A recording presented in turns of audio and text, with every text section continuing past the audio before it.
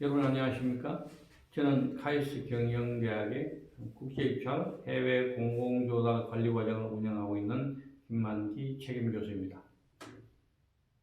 오늘 이렇게 동영상을 통해서 지난주에 저희가 계획했던 IGMP 4기의 사전 설명회를 저희가 하지 못했기 때문에 대신 그 정보를 전달해 드리고자 합니다. 많은 분들이 관심을 보여주시고 또 사전 설명회 참여를 신청하시는 것 다시 한번 감사를 드리고자 합니다.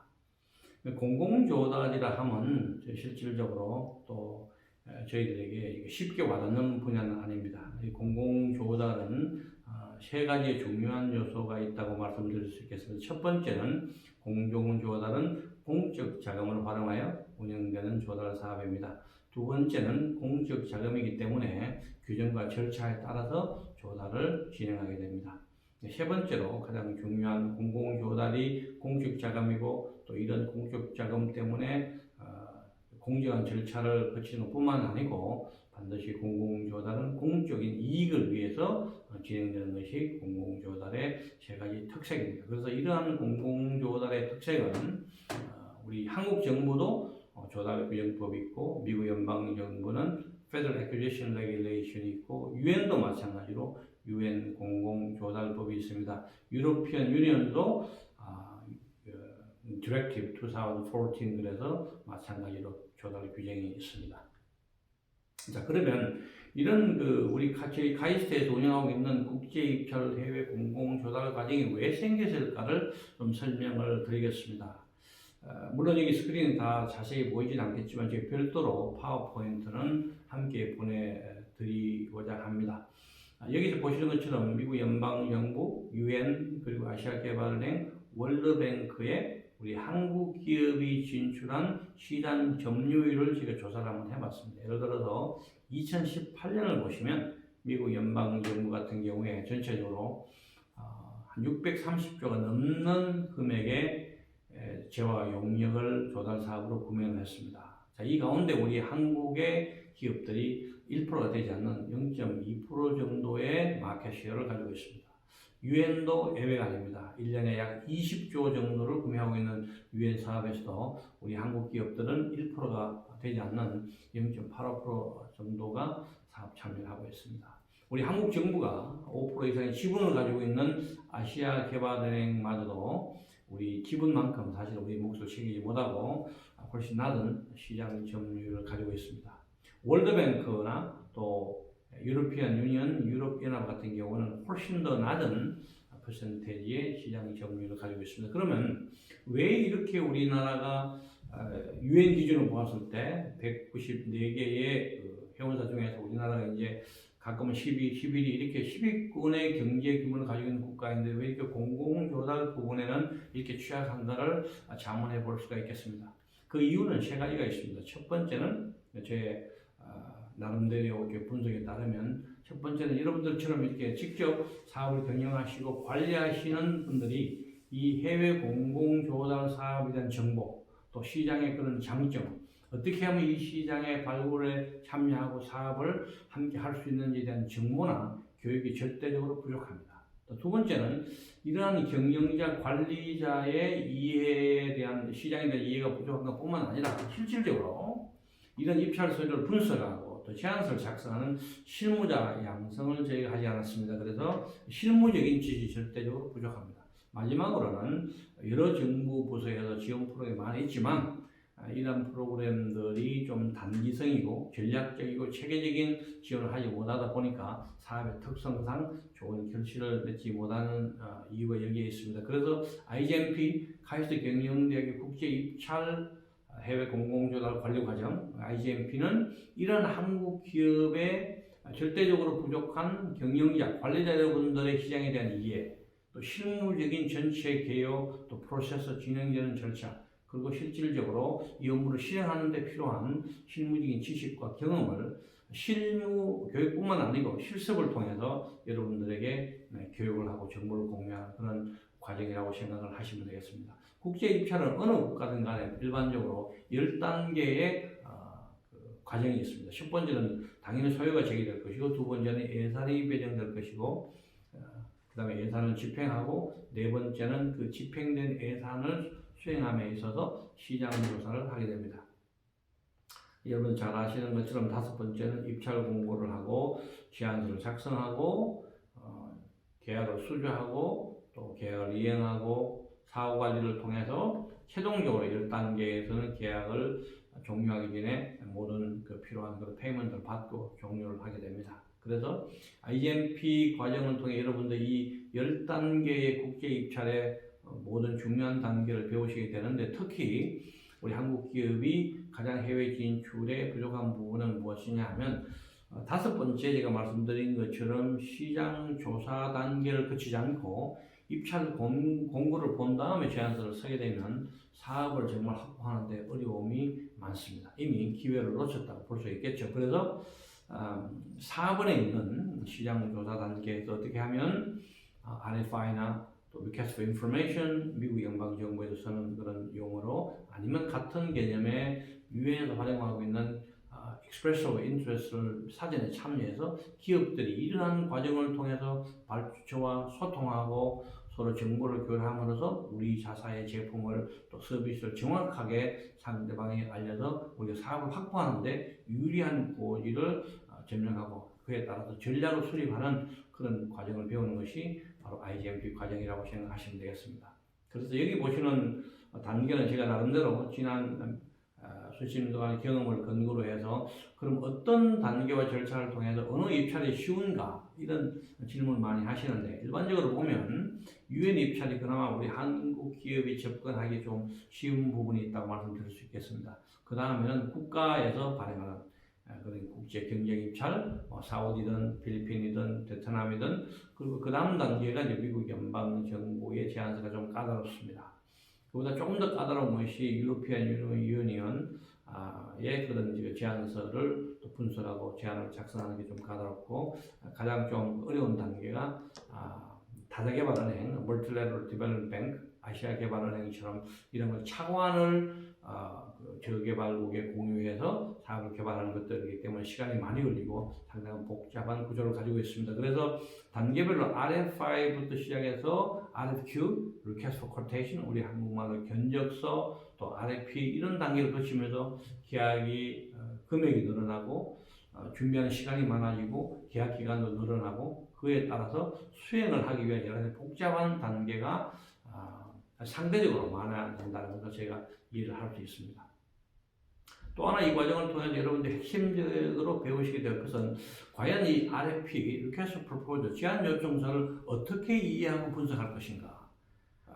RFP를 정확하게 분석하지 못하면 결코 좋은 제안서를 쓸 수가 없습니다. 그래서 많은 부분을 과연 바이어가 무엇을 원하느냐, 바이어의 니즈를 분석하고 바이어가 어떻게 이밸류에이션하고 어떻게 분석해서 내가 과연 유리한 위치에 있을 것인가를 많이 공부를 하게 됩니다.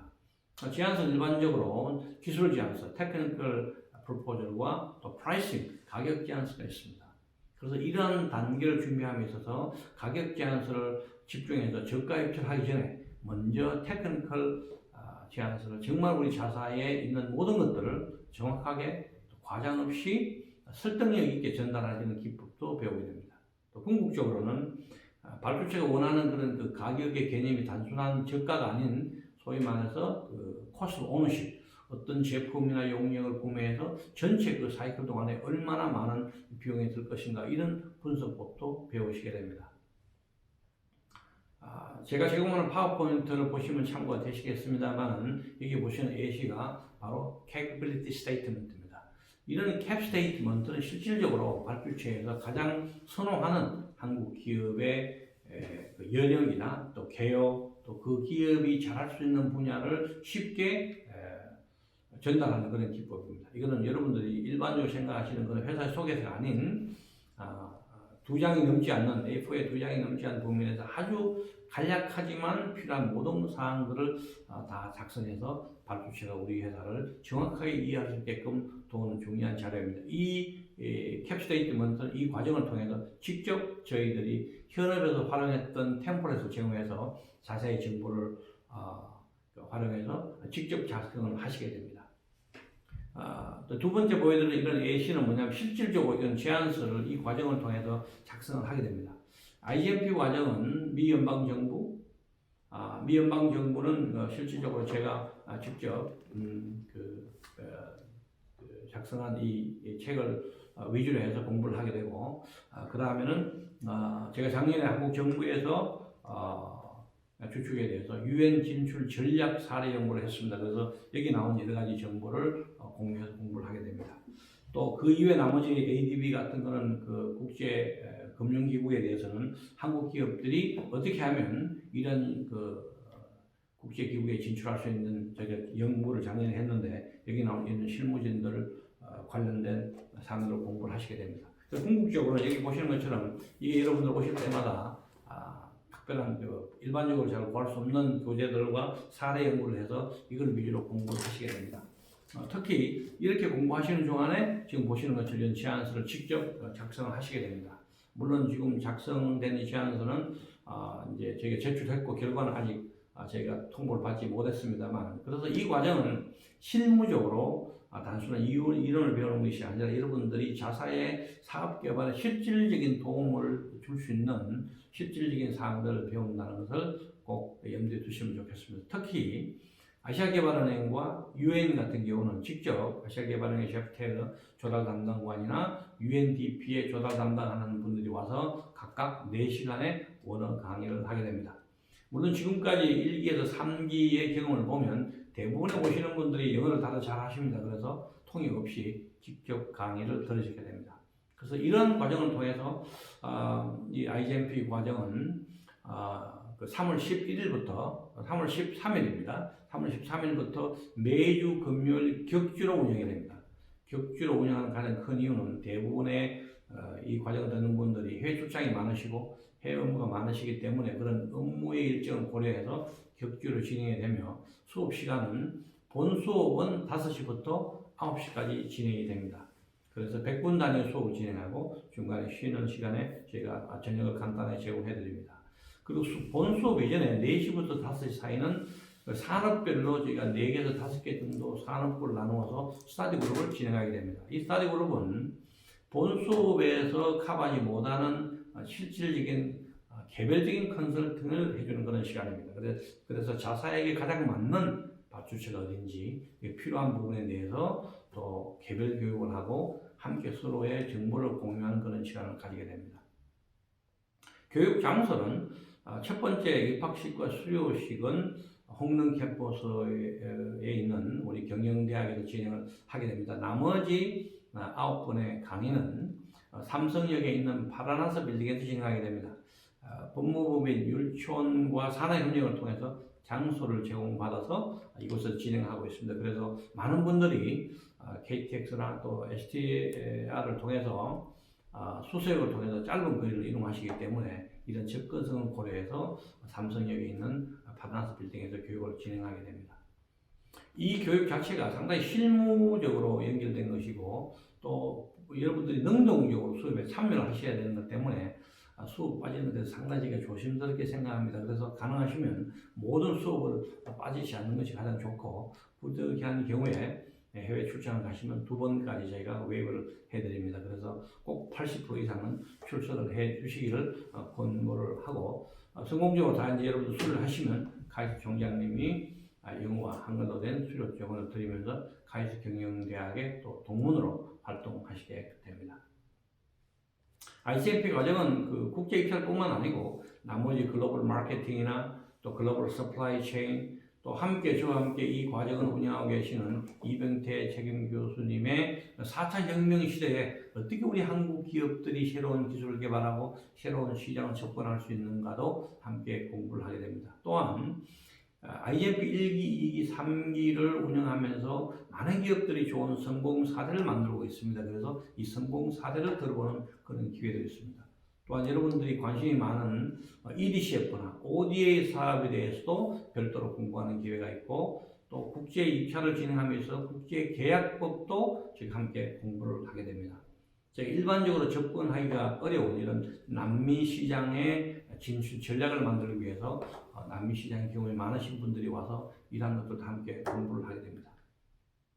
지금까지 2018년 3월 달부터 시작한 IGMP 과정이 이번 3월 13일 날 시작함으로 말미암아 IGMP가 이제 4기가 됐습니다. 그래서 80여 분이 이미 설교를 하셨고, 사실은 벌써 IGMP 동문이 만들어져서 동문 기업 간 많은 그런 교류와 또 사업 개발을 위해서 협업을 많이들 하십니다. 그래서 지금 자체적으로 국제 입찰에 대한 정보를 공유하고, 예를 들어 유엔회장 입찰 이런 것들 공유하고, 경우에 따라서 밴드 등록을 하고, 또 제안서를 작성해서 지원하는 이런 프로그램까지 계획하고 운영되고 있습니다. 우리 IGMP 이 과정은, 국제 입찰 공공 조달 과정은 한국 기업이 처음에 보신 것처럼 가장 시장 진출을 하지 못하고 있는 잠재적인 블루오션인 해외 공공 조달 시장을 개척하기에 중요한 역할을 하고자 이 과정을 신설하였습니다. 그래서 여러분들 모두 이 과정에 오셔서 정말 필요한 그런 사항들에 대해서 구체적이고 체계적으로 공부하셔서 자사의 제품들을 또 서비스를 해외 공공 조달에 진출하는 좋은 그런 성공사를 많이 만드시길 간절히 바라는 마음입니다. 여러분, 아무쪼록 국가 경제가 많이 힘든 시기입니다. 또 코로나 바이러스 때문에 걱정들이 많으십니다. 여러분 건강하시고 용기 잃지 마시고 이 과정을 통해서 함께 해외 공공 조달 시장을 개척하는 좋은 계기로 만들었으면 좋겠습니다. 여러분 행복한 모습으로 IGMP 4기 수업 때 뵙도록 하겠습니다. 대단히 감사합니다.